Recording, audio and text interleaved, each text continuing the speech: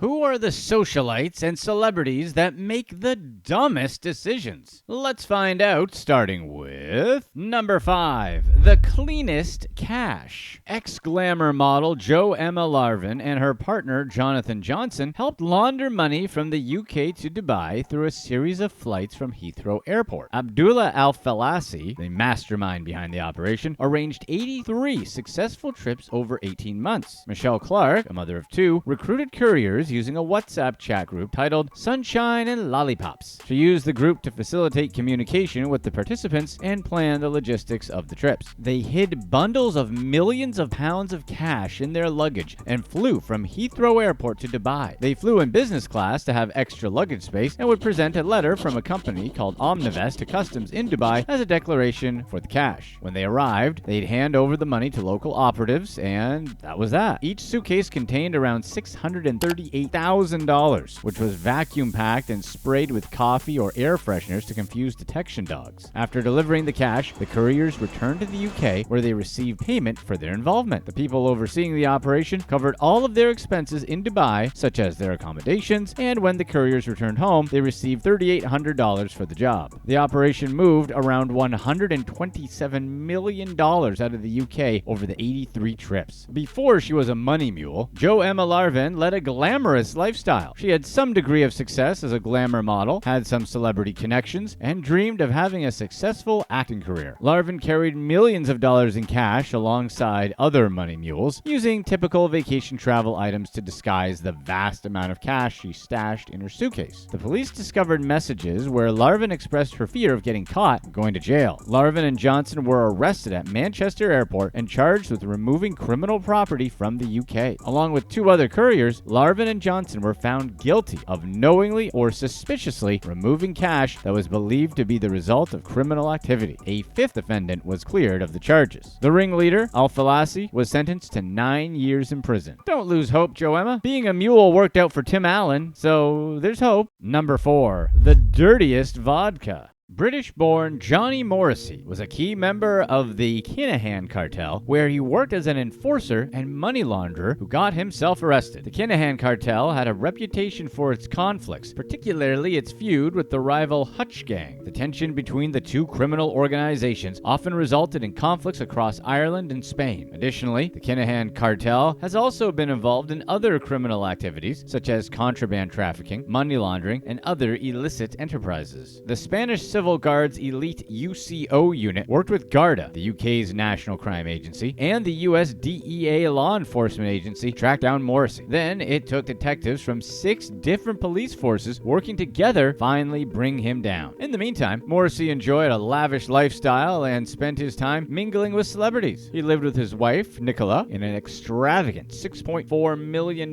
villa that had numerous bedrooms, a swimming pool, and an outdoor sauna near Marbella, Spain. The place was so over the top that when they were out of town, the couple rented their home to vacationers for up to $6,500 a week. Morrissey also loved expensive cars and had a collection that included an armored vehicle and a convertible Rolls-Royce. The couple also owned the Nero Premium Vodka Company, where Nicola was the CEO and Johnny served as an ambassador. Morrissey often took photos with British reality TV stars and soap opera actors to promote the couple's vodka. Many celebrities endorsed the brand, but it was later linked by police to money laundering on behalf of the Kinahan cartel. Originally from Manchester, England, Morrissey moved to Costa del Sol, Spain, where his role in the Kinahan cartel grew. Morrissey's role was to facilitate international shipments from South America and orchestrated money laundering operation. Morrissey also grew close to the cartel's boss, Daniel Kinahan, and attended his wedding in Dubai in the summer of 2017. While he enjoyed a glamorous life behind the scenes, Morrissey was associated with 38 people who met their demise. Over the course of 18 months, he also played a key role in laundering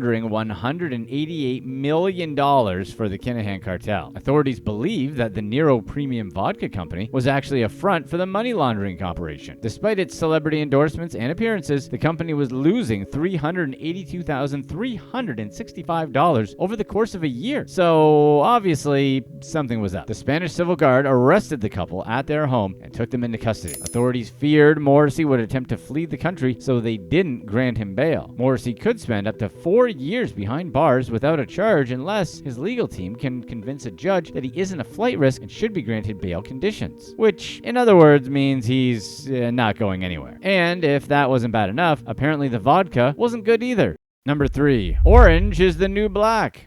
Catherine Lee, a successful jewelry designer and socialite from Houston, was also caught running an illegal gambling operation in her house. Along with her husband and 5 others, Lee helped run game rooms where they knowingly acquired, concealed, transported, and possessed funds of at least $300,000. Lee had a successful career designing jewelry and creating pieces that were sold at luxury department stores like Neiman Marcus. The fact that she had a bit of success designing jewelry makes the decision to run a gambling room a bit odd. Lee married a guy named Hao Nguyen in 2006, and they took inspiration from the lavish wedding of Donald and Melania Trump. The affluent couple threw an even more extravagant event than the Trumps, with an additional 200 guests attending their celebration than the former first couples. The event was so over the top that it was featured in People magazine and on E! News, where they were described as out-trumping the Trumps. Lee was even included in the Houston Chronicle's Best Dressed list in 2010. Lee's extravagant wedding earned her a good amount of status in the high society circle she was in. So why she'd risk all of that is anyone's guess. Lee's social status changed dramatically when she was arrested in connection with the money laundering operation. 6 individuals allegedly ran 3 game rooms where they were making tons of money. Lee would launder the money by depositing it in multiple accounts where it was then turned into gold and money orders or other easily sold items. Authorities have been watching the group for about 2 years and said that the group brought in over $5 million.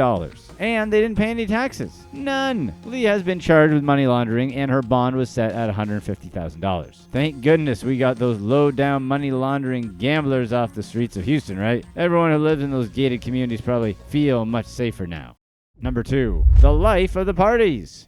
Australian socialite Lisa Stockbridge orchestrated a sophisticated dealing operation that landed her in jail. Despite her image as a lifestyle blogger and public relations executive, Stockbridge supported herself and her business by selling illegal substances to Sydney's elite from her black Range Rover. She decided to venture into dealing due to her blog, Urban Society, that once employed 12 people but was then struggling to stay afloat. Stockbridge's public relations job had over 200 clients across central and eastern Sydney, so she was doing okay with that, but apparently not where she wanted to be. Although the original plan was to make enough money to support her failing blog, but when Stockbridge learned how much money she could make dealing, she also used her profits to pay the $2,150 a night rent at her apartment. And yes, you heard that right. Who pays that much a night for an apartment though? Somehow detectives grew suspicious of her and installed bugs in her car, tracked her movements, and watched her perform transactions. They executed a search warrant in her insanely expensive apartment and found a large amount of contraband, 10 cell phones, $33,000 in cash, and other small amounts of contraband in her closet. Stockbridge entered police custody where she got into a fight with another inmate after a rumor spread that she was an undercover police officer. Although law enforcement classified her operation as sophisticated, Stockbridge claimed her activities weren't as intricate as they were made out to be. She made a Facebook post where she mocked the notion that her operation was complex, saying that it would be difficult to run a sophisticated operation from your car. The former socialite pleaded guilty to 2 contraband-related charges. During her sentencing hearing, she mentioned suffering medical issues during her previous time in custody due to the lack of fresh produce, which aggravated her food intolerances. If you're enjoying this video, be sure to not click away from our past release to find out how dumb these influencers can really get.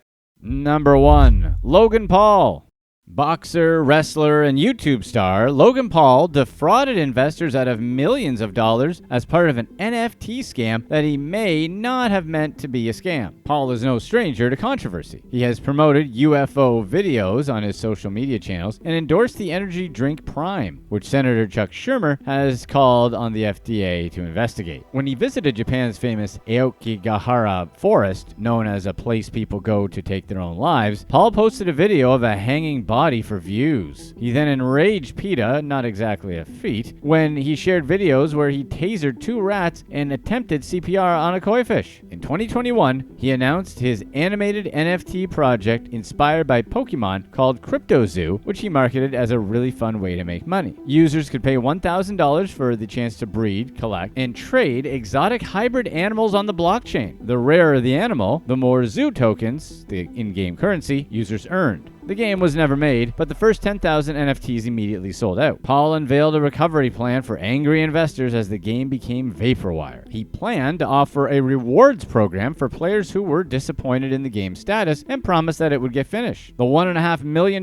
plan didn't impress those investors who filed a class action lawsuit against CryptoZoo and Paul. They claim that the influencer and members of the CryptoZoo team just stole millions of dollars instead. The lawsuit claimed that Paul and others that worked at CryptoZoo didn't invest the time and effort to create a functional game or support it, and instead actually developed a scheme to defraud investors. Stephen CoffeeZilla Finderson, who investigates online scams for a living, helped provide investors with the information they needed for the lawsuit. Finderson had researched CryptoZoo for over a year and published a 3-part series on YouTube in December 2022 where he explained the ways the NFT project had failed its investors and interviewed dozens of individuals who lost money. One man lost $335,000 to the business venture. Finderson appeared on the Joe Rogan Experience podcast to discuss his research and estimated that tens of thousands of victims existed. According to his calculations, Paul owed over $3.6 million. Additionally, CryptoZoo's chief engineer, Zach Kelling, stated publicly that Paul owed him at least $1 million for his work. Paul attempted to blame Kelling for the failure, posting a video on YouTube after refusing to pay Kelling's team and blacklisting all of their tokens. The video caused Kelling's family to receive threats, so Paul took down the video, but the situation still caused massive issues for Kelling's life and career, harming his reputation as a video game developer. Paul, his personal assistant Danielle Strobel, his manager Jeffrey Levin, and 3 others eventually entered mediation in an effort to stave off the lawsuit. The complaint accused CryptoZoo of a, quote, rug pull, meaning the developers abruptly abandoned the project before delivering the promised benefits while holding on to purchasers' funds. It seems weird for a guy this rich to want to randomly scam a bunch of people, so he probably didn't start with the intention of ripping everyone off. Maybe he should have been a bit more careful with who he partnered with. But then again, this is the same guy who decided to be business partners who's an enemy to his brother. And let's not forget how he was repeatedly roasted by Dylan Dennis on Twitter over his fiancée. Yeesh. Here are a few people who completely exposed themselves. Number 10, David Guerra. Someone should have told David that you shouldn't post evidence of your crimes on social media. This genius from San Antonio's South Side posed for the camera holding cash, guns, and let's call it illegal substances because, thanks YouTube censors. Clearly, David was looking for attention, and he got it. Shortly after he posted the images came to the attention of the Bexar County Sheriff's Department. They sent 3 different divisions after Guerra, and it didn't take long for them to find his car and pull him over. In the car, they found illegal substances, a loaded gun, and cash. The sheriffs also found another man in the car with him, Urza Guerra. They arrested them both. We don't think they let you post on Instagram from jail, so we may not hear from them for a while. Number 9, Paula Asher. It was bad enough that a Kentucky woman made the awful choice to drive drunk. But when Paula Asher slammed into a car filled with 4 teenagers, she made things even worse by driving away. Police inevitably caught up with her and charged her with 4 crimes: driving under the influence, leaving the scene of an accident, driving under the influence of alcohol, and possession of a controlled substance. Asher didn't keep quiet afterwards, though her lawyer probably wishes she did.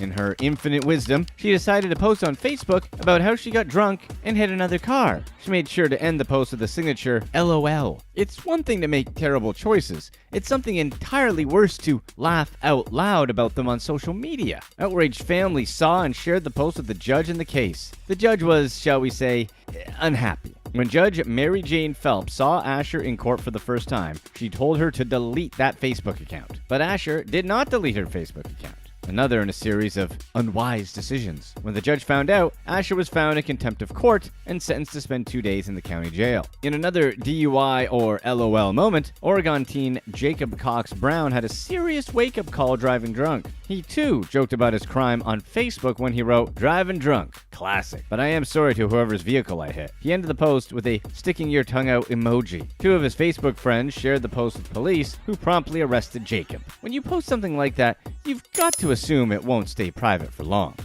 Number 8, Nicholas Grove. he did not want to go to jail. So, when cops brought him in for booking, he decided to run away. He was originally arrested for stealing computers, checks, and credit cards from an Oregon Education District building. Nicholas couldn't bear the thought of prison, so as they were booking him, he hopped over a counter and ran away. Freedom didn't last long. They scooped him back up later that summer and booked him, successfully this time, to await trial. Still, Grove was determined. Grove seized another opportunity in the rec yard by climbing over the fence, a fence topped with razor wire, and went on the run again. This time, he made it to Mexico. Maybe Nicholas thought that he was Andy Dufresne, the character from The Shawshank Redemption who broke out of prison to live out his days in Mexico. He wasn't. If you watch the movie carefully, you'll notice that Andy Dufresne never posted anything on Facebook. But while Nicholas lived a life of freedom in Mexico, he just kept posting. He posted selfies of himself in and around Cancun, which made it pretty easy for police to find him once they got the info from Facebook. A year and a half later, U.S. Marshals swooped in to Tulum, Mexico, and picked up the fugitive. They hauled him back to Oregon to face trial for his original crimes and a new one, felony escape. He got 5 years. Number 7. Dakari Mechanicff.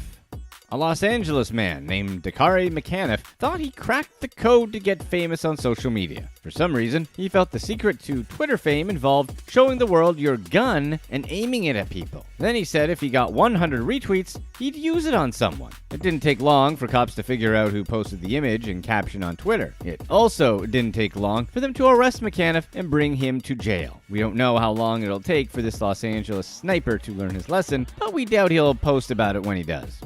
Number 6. Orlando Henderson.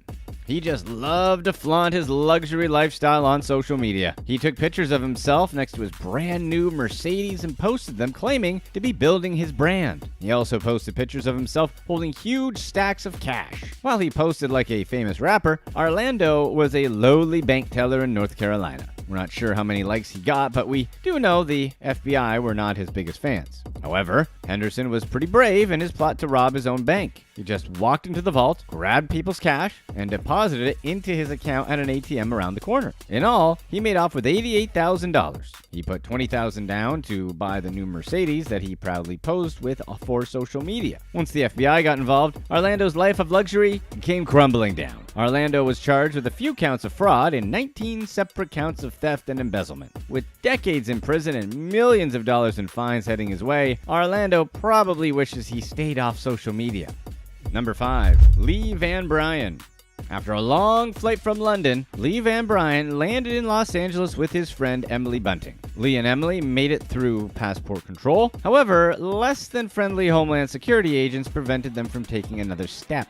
In this case, it wasn't that Lee and Emily had done something. It wasn't even that they were planning to do something. Instead, border agents detained and grilled them over some cheeky tweets Lee posted before traveling to LA. Before leaving, he posted about how he would destroy America and dig up Marilyn Monroe's grave. Not exactly wise, but still just a tweet. What the border agents didn't understand, according to Lee, is that destroy is slang for party. So when he tweeted that he was going to destroy America, he was talking about partying. Oh, and he didn't mean it when he tweeted 3 weeks prior that they were going to Hollywood Boulevard to upset people and dig up Marilyn Monroe's grave. In fairness, maybe it was all a big misunderstanding. It seems likely that Lee and Emily were traveling to LA to have fun and party. And as they pointed out to the border agents, digging up Marilyn Monroe's grave is a joke he lifted from the show Family Guy. The Department of Homeland Security was having none of it, though. So instead of a hearty welcome to America, they got a trip in a police van and an overnight stay in a holding cell. Lee met some nice men in his holding cell who were allegedly huge and covered with tattoos. They told him they'd been arrested for smuggling substances into the country. Then they took his dinner.